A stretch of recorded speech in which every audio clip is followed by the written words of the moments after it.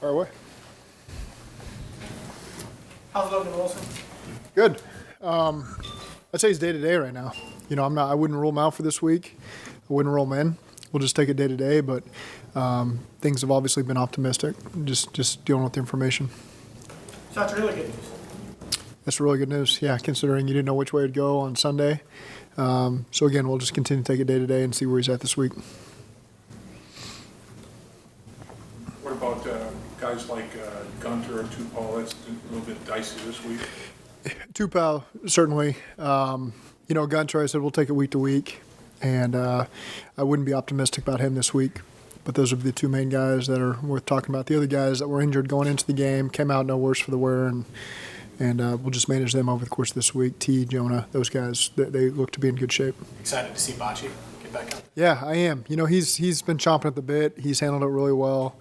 So we activated that 21-day window. He's been doing a great job over there on the rehab field. And obviously he's a guy that really stepped up for us last year when we needed him. So we're glad to get him up and running and see what he's about and see where it fits, this week or over the next couple of weeks. What about Logan Wilson? Any update on his situation? Yeah, he were you sitting there? He's day to day right now. Yeah. Day to day. Gunter's day to day. He's day to day. Uh-huh. Zach, we ask you all the time about getting off to a faster start, but Joe was saying it's particularly important this week because of the way Atlanta tries to win the time of possession battle. Do you sense that this is a game where you guys really feel that if you guys are able to get out to a lead, it could really help you? It would help. They've done a great job playing from behind as well. Some of the games that they've lost, they fought their way back. 28-3 against the Rams, came back and had the ball down 31-27, 31-27. Tampa Bay had them down 21-0, 2 minutes left in the third quarter. They came back. It's 21-15. Tampa's got to convert a third down to win the game. Those are two of their losses. And then the last loss they had week one, the field goal that was short there at the very end on the last play of the game. So very similar to us in terms of how their games have played out. Got a lot of respect for how they're playing football right now. They're doing a great job on offense, being efficient in the passing game, pounding the run game at people. It's really a blend of multiple systems that's turned into one really finely tuned system that Arthur's put together just because you watch. I'm seeing so many things that Marcus Mariota has done since his college days that he's really excelled in. And then you see the 22-13 personnel stuff that you saw from Tennessee. They've matched all the play actions from Tennessee and San Francisco and all that kind of stuff is blended. You see the drift routes and the blaze outs and pylons. And so it's really a blend of systems that they've turned into the Atlanta system. And it really, really makes it tough on your defense. And they've done a good job operating there. How has he evolved? How has Marcus Mariota evolved as an NFL? I think he's just doing what he does best. He's making quick decisions.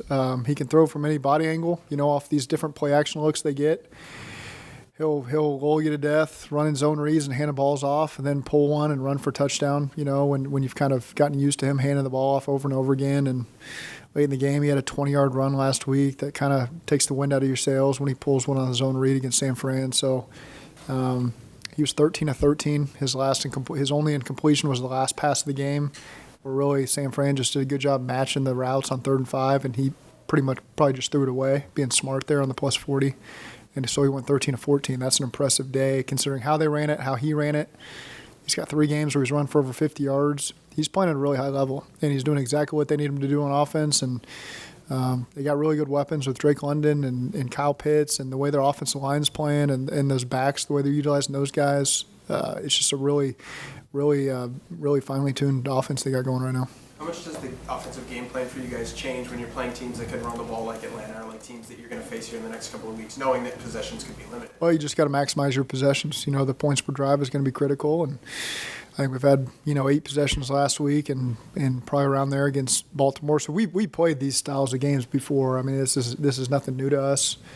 Again, we can't afford to kind of do what we've done and get down 10 points and try to fight our way back. It's not the best way to play football. So we got to be more efficient early in the game. Is the plan to rely on Tyler Shelton, maybe call him up this week at defensive tackle? We'll see what we're going to do at D-line. I wouldn't say that's set in stone yet, but we'll obviously have to make some moves there. Going back to the 2021 draft, how nervous were y'all when Lane was on the clock at 4 that Jamar might go off the board? I don't remember. Honestly, I don't. I don't know why we maybe felt like they were taking Kyle Pitts, and so you felt like that's what they were doing. I'm sure Penei Sewell was in the mix. Jamar was in the mix. Maybe we would have thought they could have traded out of it. I don't really remember, to be honest with you. It seems like so long ago. But I remember going to Kyle Pitts' pro day, and it was as impressive as you can see, and he did a great job doing all the things he can do. They use him in the run game. He'll put his nose on people and block, and then all of a sudden they're in 13, and he's the one running routes down the field. He's run daggers, he's run drifts, he's run rail routes out of the backfield. They use him every way he can. He's the outside receiver. He's the single receiver in a 1x3. He's the outside receiver in a 3x1. He's the outside receiver in a 2x2. He's at number 3 in a 3x1. He's everywhere, fullback, and he's a real weapon with great speed and great torque and body control and hands. So. Really had the game-winning touchdown last week against San Francisco. They run a play action. He's on the backside, one-on-one on a slant, and wins. So they got a lot of good weapons, and they do a good job, utilizing those guys. It seems like over the last few years, there's been a lot of receiving types. I don't know, you can call Pitts receiver, whatever, that really come into the league with a unique set of skills. Jamar being one of them. How much are guys like that maybe affecting offensive schemes in the NFL that you have? So guys with unique abilities maybe you haven't seen ever. And how much is that kind of changing things? They're rare players at that position. There's not a lot like them, like Jamar and Kyle. Those guys are two that happen to be a back-to-back in the same draft, which not every year where you have a receiver like that or especially a tight end like this. So when you get them, you got to find ways to maximize their potential and stress the defense. And, he's a tough guy to defend. And especially when they mix him up in the run game. So he's not just a receiver. They don't just utilize him as a receiver. They get in 13 and he blocks. And so, again, that makes it a little more difficult to account sometimes because then they utilize him off the play actions that way. When you scout a player that closely, that recent, I know it feels like a long time ago, but it was just last year, does it help in preparing at all this week? You're just more aware of the great things he can do, maybe. So whether that helps or not, I don't know. Why are you guys so good on third down, Zach? I think you're third in the league right now. Why is that? There's things that we believe in that we utilize. Our quarterback makes really good decisions. So you see a lot of different coverages and pressures you got to be able to deal with. And Joe, Ted spend a lot of time on the protection plan. Pitch and Brian do a great job of that. All of our coaches do a good job of relaying that information, Frank. And so when you got a guy who feels really good about what he's seeing, he's going to get you to the right person to get the ball to, and he runs sometimes too when it's there. It's better when you can put yourself in a more manageable position like we did last week. You're going to be better on third down when you're in more 3rd and 2 to 4 as opposed to 8 to 12. And you probably look at the games we were in 8 to 12. I'm sure Dallas, we were in a lot more of those. It's just the percentages are just lower, and especially when you're facing good pass rushes. So we just do things that we believe in. I think our players have always bought in and understood the plan. Joe does a good job with the protections, so you don't have a ton of free runners coming at you. And we've been able to be more efficient that way. I think Jamar's leading the league in third down catches, which is kind of surprising. You figured that's when defense would be all over him. I think that's hard because, we don't just leave him in one spot. And we have other guys. TB at times has led in third down, over the course of seasons. It wouldn't shock me to hear, T had the big third down touchdown against Miami. Hayden Hurst pops up there. So we just feel like we can utilize our resources that way, and so people can't just lock in on one. And we don't have plays where it's just say he's the only option. It's just oftentimes when Jamar gets one-on-one, the ball tends to find him, and he makes those plays. And we've seen teams play double-double. We've seen teams play triple-double. We've seen all the different looks, and you just got to be ready for the next man to step up when that happens. How much growth, Zach, have you seen from Osai, not just as pure pass rusher, but maybe playing a little bit more inside, and given the situation right now, could that be really useful? Well, it's just time on task. He had not had an opportunity to play much football for us. He got to play up until the first preseason game last year, so you're talking about a rookie that really only got about 3 weeks worth of physical work. And then he comes back this training camp, and this was really his first go at it. So he was a rookie this year. And so every week he continues to understand how to play, run downs, how to rush inside on third down when he's asked to do that. So I think you're just going to see a player has the right makeup. He's being well coached, and he's going to continue to evolve every week and be a more effective player as every single week passes. When your next two opponents don't throw the ball a ton, I know one of your main goals defensively is to create more turnovers.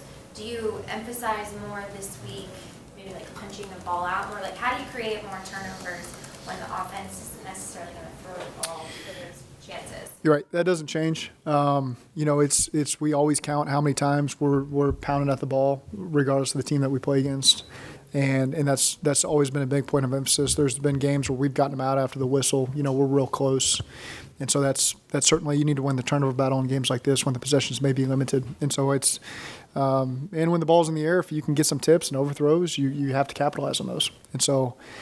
I think Atlanta's maybe +2 right now in their turnover battle, so they've done a good job. Takeaways, they got a fumble return for a touchdown early in the game last week that put them up 14-0.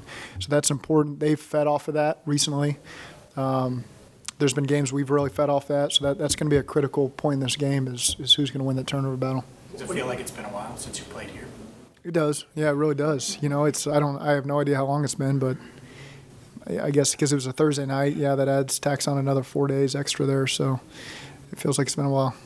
Zach, how much time, if any, do you prepare for the backup quarterback of a team, knowing the quarterback could go out, and what do you see from Desmond Ridder in case he was to come in the game?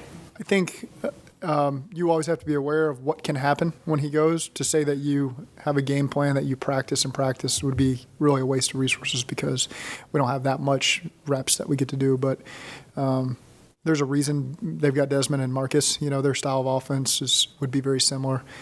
Desmond can beat you with his feet as well as his arm. They're both really smart quarterbacks. It's really a pretty good 1-2 combo as you look at how they've positioned their quarterback room. It's two guys that are in the same family of skill sets. And got a lot of respect for both those guys. They both played really great football over the course of their careers, relatively speaking. Zach, the last 3 quarters and change of the game in New Orleans, the offense was in an incredible rhythm. How much of that rhythm can have a carryover effect in the NFL to the next week? You feel good coming in Monday morning, but then it's just a totally different defense you're facing, and so you just got to start over, and start over is a terrible word to use, but you got to refocus and make sure that you're not, hey, because we were successful last week, we're going to start and be successful this week. That's what you have to be very cautious of as a coach, is making sure your players understand you got to start the work over on Wednesday as you begin your preparation, and just make sure, hey, just because we were good last week doesn't mean we're going to be good this week. We got to put the work back in and earn the success that we're going to have. What about just unlocking a way that you played? Say that one more time. What about just unlocking something on offense? Can that be something that kind of cues you to what's working? I think particularly the last 2 weeks, our end possessions, our last 4 or 5 possessions of those games have been really efficient, minus the goal line stand against Baltimore. It's just more about converting those early third downs. As good as we've been on third down, we've done a better job being efficient on first, second down maybe, and we got to finish that on third down as well. So it all blends together with those first couple drives. We just got to do a better job. This week happened to be more third down related, so that we can continue that rhythm that we've hit these last 2 weeks as we get into the second quarter and finish out these games. What do you need to see from Logan Wilson that week? It's feedback. I think ultimately, as every day passes, we'll see how he feels. There's nothing we need to rush. It's a long season. He's been through similar shoulder issues in the past, and so we want to make sure we're handling that the right way and not pushing somebody on the field. So it'll be a matter of how our trainers feel, how the doctors feel, how he feels as every day passes, and it's transitioned a little more from week to week to day, just as we talk more with Logan and get a feel for the week. What is his practice schedule going to look like throughout the week? He won't practice today. What does the Atlanta Falcon defense look like on tape? Anything that they do that jumps out at you? 97 jumps out at you. Yeah. He's a premier player. To imagine him and DJ Reader playing next to each other at Clemson, I'm like, are you kidding me? And then Marion lists all the other players that were in that room as well. It's unbelievable. But it's a defense that really plays in sync. They're really gritty, tough defense, scrappy defense. They'll give you some different looks. They do a good job with their disguises and some of the pressures they bring and some of the different coverage variations they play. They played, I know they got an injury at corner with Hayward, but these other guys have played. Darren Hall, they've played 34, 37. They've gotten a lot of reps this year. And so I think it's a defense that you see improving every week, and they're doing a good job playing complementary ball with their offense and their special teams unit. And Dean Pease has done this for a long time. I remember playing against him in Baltimore, and just have a lot of respect for the unit that he puts out there on the field and how prepared they are and how hard they play, and they take advantage of every opportunity that you give them. And so that's we got to really be on point on offense. You were very aggressive during the offseason for improving your offensive line. Through 6 weeks, how do you feel like those decisions you've made have resulted on the field? Really good. I think those guys have continued to play better and better every single week. And again, you've heard me sit in here. I was not down on those guys those first 2 weeks. This is a whole unit issue that we had early on that I think we've improved over and over.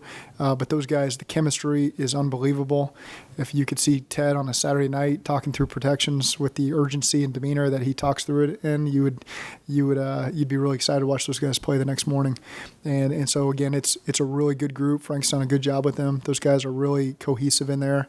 They've got great relationships with the guys behind them, and it's an exciting group to watch that I think is really helping us play well on offense. Communication or technique or combination? Everything, experience. I think it's so critical for guys like Cordell, just the learning curve he's getting. It's one thing to get it from the coach. It's another thing to have Ted and Jonah next to you as well. I think that just skyrockets his growth because he's willing to take that feedback and information. And so they're really helping him accelerate. So when you got a moldable guy who we liked, obviously, for reasons, we put him in there for reasons, and now you just see the growth that he's accelerating with because the guys around him and Frank and Derek. And then you just look at, Alex, you can tell Alex is healthy now after coming off the training camp issue he had. He's playing at a really high level. LC had his best game of the season last week against one of the best defensive ends in all football. And Ted just continues to be that reliable force inside. And then Jonah playing really well coming off a knee issue, the way that he played last week. So it's just a group that I'm really excited about, that I'm going to continue to see improvement from every week. And they've got a lot of belief in each other. For LC specifically, is it a mixture of just physically getting healthier along with the comfort? You think it's... Yeah, I think it's probably both. He's you'd have to ask him, but he looks to be feeling better and better with every week that passes since training camp, and he's just he packs a punch. That's what you see that you don't always get to see in practice and walkthroughs, but you can see it on the game tape. Is when he puts his hands on you, people clearly feel it. I've never had to experience it firsthand, thank God, but he's just a veteran that does a really good job with his technique, giving himself every advantage. Jonah allowed some sacks early in the season. Have you seen him kind of take a step forward since then? Right, but it's not. Again, there's other things that are in play there. So I think Jonah's having a really solid season for us, and he's been dependable through and through, and really like what I'm seeing from Jonah. Ted talking through protections. What exactly is that? Is that a meeting? Is that offensive line only? We finished a walkthrough, and I heard him talking about Okie double bugs with the passion that. It's just it's the highest level of passion you can imagine about Okie double bugs and all the different looks that he saw one more time. He wanted to make sure that he got his points across, and I walked away. Those are player moments where he clearly wanted to take it over, but it made me feel really good about how we were going to handle those looks the next day. The meeting ended. Okay. It was over, and he decided to have another meeting. And it was, it's 8. It would have been 8:39 p.m. probably, right before the team meeting. Saturday night. Yeah. I guess do y'all tag that Okie specifically, or is that a you thing? Like, what's that? You said Okie double bugs. Is that it's just protection looks. Yeah, different fronts you can get. Oh, it has nothing to do with. Yeah, it's maybe a long time ago. I think it's more. Maybe. I don't know. I was about to give credit to somebody way decades ago, and I'm going to be careful to do that because I'm probably wrong. How rare is that? I mean, how rare is somebody that does that at 8:39 on a Saturday night? Or does that happen? That's what you want from your sometimes? Center. You want someone who is passionate about everything, the way that Ted is, and he's an extension. I always talk about the quarterback being an extension of the coaching staff. The center's got to be that as well because he drives the communication up front. And so when you got a guy who's all in like that, Ted will coach. There's no doubt in my mind. Ted's going to coach, and he already is basically. So it's just don't make the mistake of referencing the wrong St. Francis. I saw that St. Francis had lost. That happened to be a St. Francis in PA apparently, not in Indiana. He's very quick to point that out, that they had yet to play a game at the point that I made that comment, and I'm sure they're doing great right now. But Ted's he's outstanding to visit with on that stuff. Does Ted need a believe sign above his locker? What's that? Does Ted need a believe sign above his locker, like Ted Lasso? No, because he's not as aw shucks. It's Ted clearly knows what he's talking about. I've seen those shows, and he's kind of feeling his way through it sometimes. That's not Ted at all. They say that the third down is the quarterback's down, but really the way the game is involved, it's the center. I guess it's the center man. The quarterback and the center better be attached to the hip, in terms of how they see it and how they're going to communicate it so that they can be efficient with their communication, especially in that noise that we dealt with. Even at home, it's every team's going to bring different issues with their protection looks. But, the center and the quarterback better be joined at the hip and see things the same way. And at the end of the day, what matters the most is that they are on the same page as of Sunday morning. With how we see the protections and the looks. Joe Burrow called this a critical three-game stretch that you'll have. What makes this maybe so unique as you enter the bye week? It completes the first half of the season, but I'll be honest, I'm just remaining focused on this game right here. This is obviously a big one. Both teams have come off big wins that for obvious reasons. San Francisco, New Orleans, really good respected teams, and we need to find a way to create some momentum here with another win on top of a win to propel us forward. Back to the line real quick. What's made Cap a good silent count guy for you? I beg, Silent count guy. Silent count? Yeah. Oh, he's the veteran of the two, and so it's just he's done it before, and so it's easier to go that way with it. Because again, he's seen the looks, and so he kind of knows what to predict there and what to see. And the issue with putting the center's head between his legs is they can change a front. He's driving the communication. All of a sudden, they change the look on him at the last second when he puts his head down, and now you got problems. So that's why, oftentimes teams have shifted to having the guard do it. Kappa does a great job. If there's any last-second communication he's got to give to Ted, I'm sure that he's able to do that pretty efficiently. Ted has mentioned that he and Kappa communicate pretty frequently, whether it's silent or not, just making sure they're on the same page from a front standpoint because they've both been in the league, they both won Super Bowls, all that good stuff. There's a pretty good dynamic going on between those two guys. Yeah, not just those two, all of them. Right. LC and Kappa and Jonah and Cordell and the interior guys. So that's something that's just, it's fun for me. I love walkthroughs for that reason, to hear those guys. I try to keep my distance so they have their time, but at the same time I do eavesdrop and I like to hear kind of some of the communication that goes on. And our guys they make it fun as a coach to hear those guys have that passion, and that level of communication is fun for guys like me and you to see and appreciate, because it's you can take it for granted sometimes. It's not always there, and our guys have it, and that's cool.